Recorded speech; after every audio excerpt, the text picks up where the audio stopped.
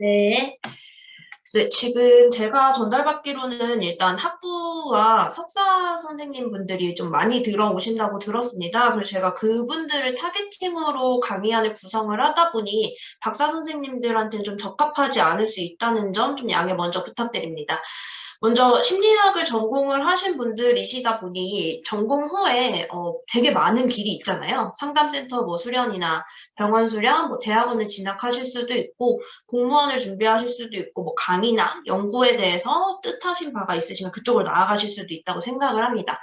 저는 그중에서 취업에 대해서 말씀을 드리려고 합니다. 취업도 되게 많은 갈래가 있는데 뭐 연구나 리서치 뭐 아니면 인사 업무 대기업에 이렇게 취업하실 수도 있을 것 같은데요.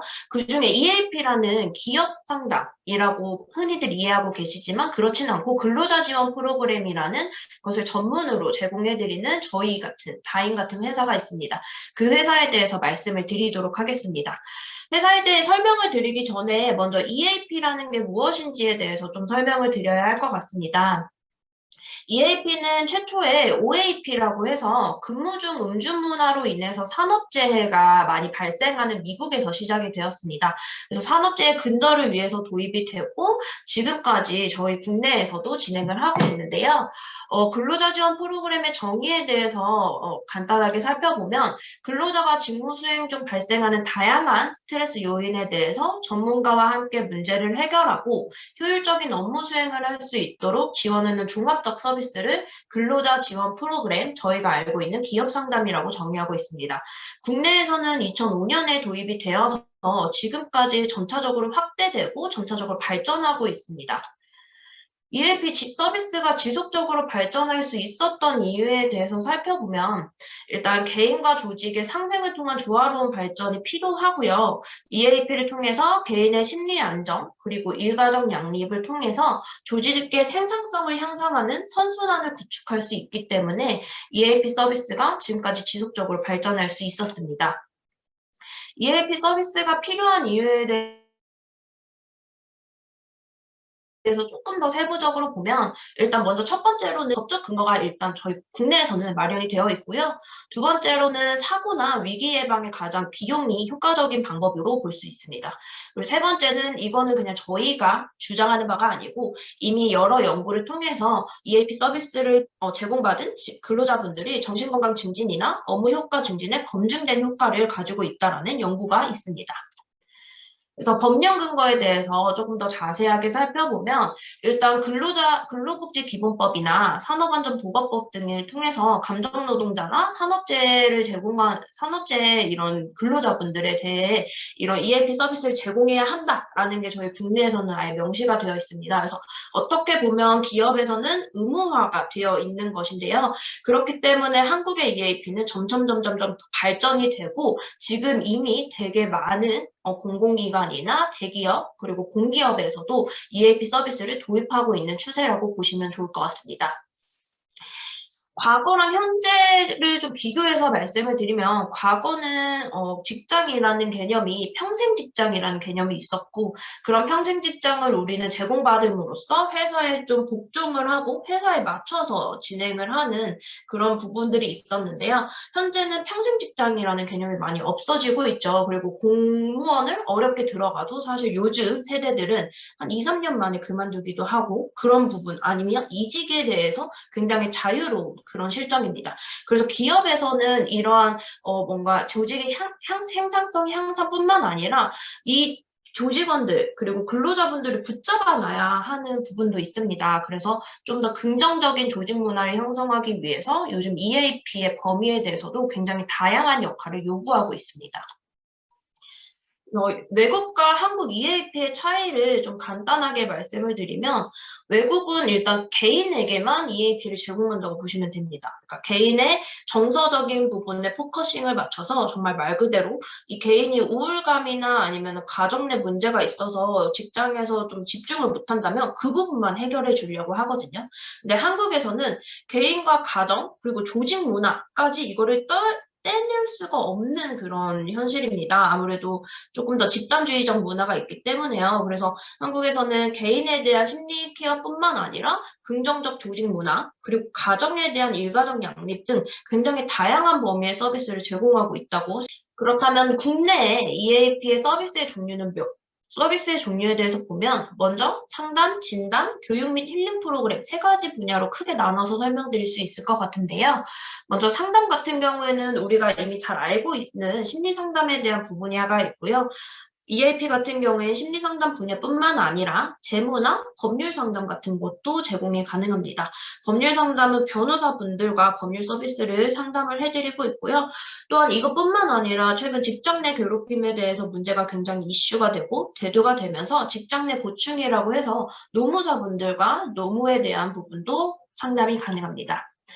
EAP 상담 모델에 대해서 설명을 드릴 수 있을 것 같은데요. 먼저 내부 모형입니다. 내부 모형은 저희가 익히 알고 있는 뭐 삼성이나 아니면 뭐 서울시청 이런 큰 공공기관이나 대기업에서 사내 상담사를 직접 고용함으로써 기업 내에 상담실이 있는, 상주에 있는 형태라고 보시면 좋을 것 같습니다.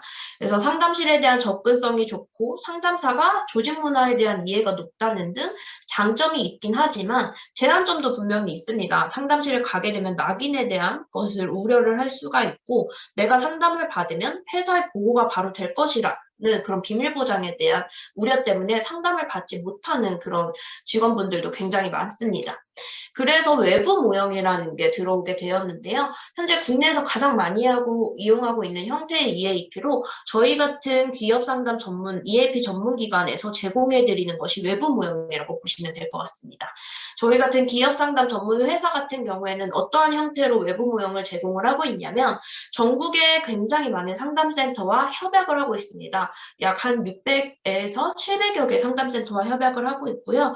직원분들이 상담센터를 선택해서 그 상담센터에서 상담을 받으면 회사에서 그 비용을 제공을 해드립니다. 그런 것들이 외부 모형이라고 보시면 될 것 같고요. 그래서 지방이나 오지에 계시는 지역에 계시는 분들도 상담센터, 굳이 이렇게 본사에 있는, 서울에 있는, 한정되어 있는 상담센터가 아니라 외부 상담센터를 이용함으로써 접근성이 일단 좋고요. 그리고 비밀 보장에 대해서 어느 정도 안심하고 상담을 받으실 수 있습니다.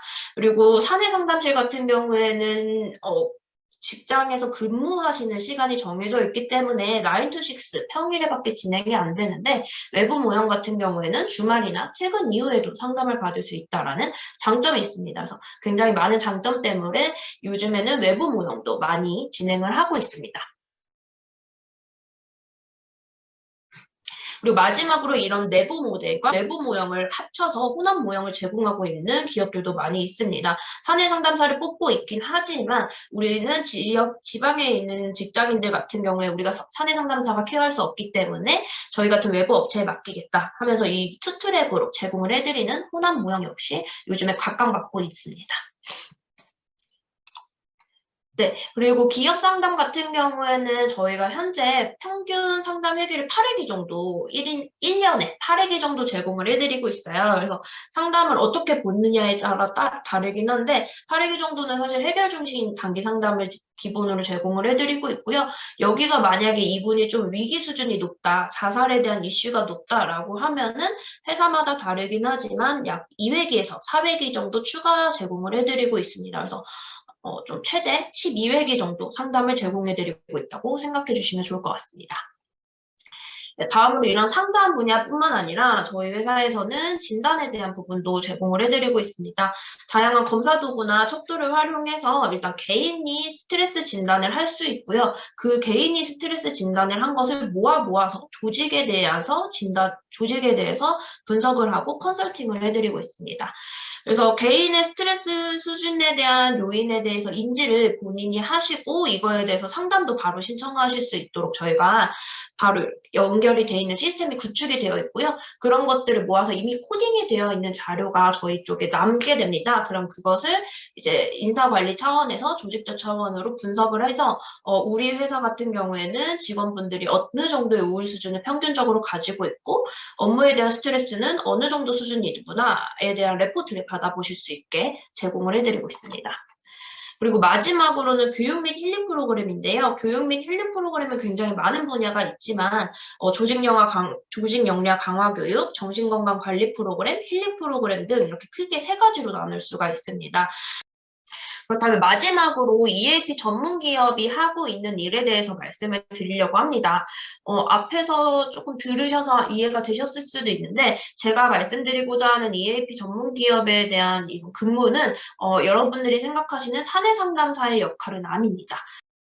그래서 제가 지금까지 말씀드렸던 EAP 전문기관의 장점을 크게 세 가지로 제가 요약을 해봤습니다. 먼저 첫 번째로는 생산적 활동이 가능하다는 거예요. 저희가 실제적으로 사업을 운영을 함으로써 그거를 기반으로 이 회사에는 어떠한 사업이 필요하겠다라는 컨설팅을 해드릴 수 있기 때문에 보다 조금 더 개인에 대한 초점이 아니라 거시적인 관점으로 조직에 대한 마음 건강을 위해 적극적인 개입을 해드릴 수 있고요. 그리고 마지막 세 번째로는 다양한 사람들과 다양한 직군, 그리고 다양한 조직, 다양한 경험을 할 수 있다는 것입니다. 제가 앞에 말씀드렸던 사례들이 거의 좀 한 5개, 6가지가 있었잖아요. 이 다 6가지의 사례들은 거의 제가 실제적으로 제안을 하고 실제적으로 운영을 했던 사례들 위주로 뽑아왔습니다.